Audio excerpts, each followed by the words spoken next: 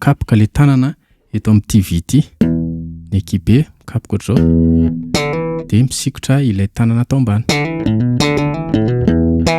Afaka indray ny fizarana androany ho antsika vao hianatra mihitsy na efa mahay kely. Ny ataontsika amin'ilay gitara basy dia mitendry noty tsirairay. Ity fizarana androany ity dia nangatahany besinimaro maro tao amin'ny MP. Matetika rehefa vao débutant dia sahirana ny tanana rehefa mitendry an'ity gitara basy ity. Inona ary ny ataontsika?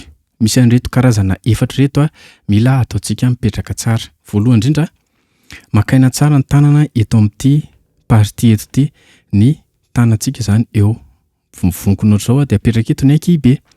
Dia pitserintsika izay noty corde tiantsika aneno. Ohatra hoe eto zany tendreko eto zao ohatra. Dia pitserina ilay corde, tsendriana dia pitserina rohitina miakatra zao. Zao ataoko zao. Zay.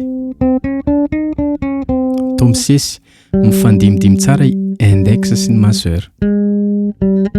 Ohatr'izay. Dia ity tanana akikely sy manara-poana ity dia miforitra ohatr'izao. Dia reto no mivelatra kibe eto. Zao zany tokony ho izy. Fa misy koa manao ohatr'izao fa tsy maninona fa raha ohatra ka hanomboka hizatra ianao afaka akombonao aty ilay izy. Dia ny ekibe midiny eto dia miakatra eto dia avy eo mijanona eto indray avy eo. Ity indray ny teboka faharoa. Manomboka eto ny toerana hitendrentsika katreto. Eto zany ny ampovoany. Eo zany mitendry normal ianao eto.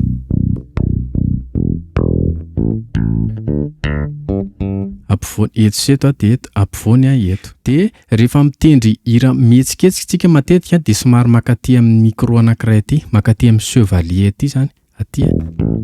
Dia amin'izay ohatra hoe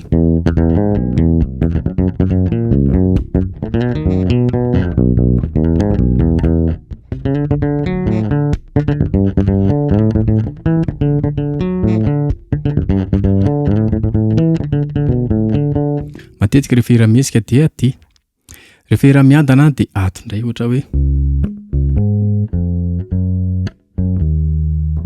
somary miadakadana. Dia rehefa hisy lapitsika dia mazava ho azy fa aty. Mikapoka le tanana eto amin'ity vy ity. Ny ekibe mikapoka ohatr'izao dia misikotra ilay tanana atao ambany.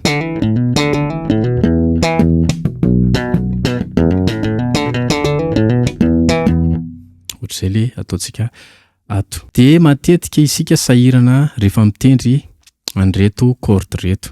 Rehefa hitendry octave zao tsika dia mivelatra ohatr'izao ny tanana. Zao ohatra hoe tanana roa foana dia mivelatra tsara ohatran'izao. Raha tianao ny tohizan'ny koro dia asivo réaction, partage ary commenter hoe tohizana. Dia misaotra betsaka antsika rehetra tompoko mandra-peona.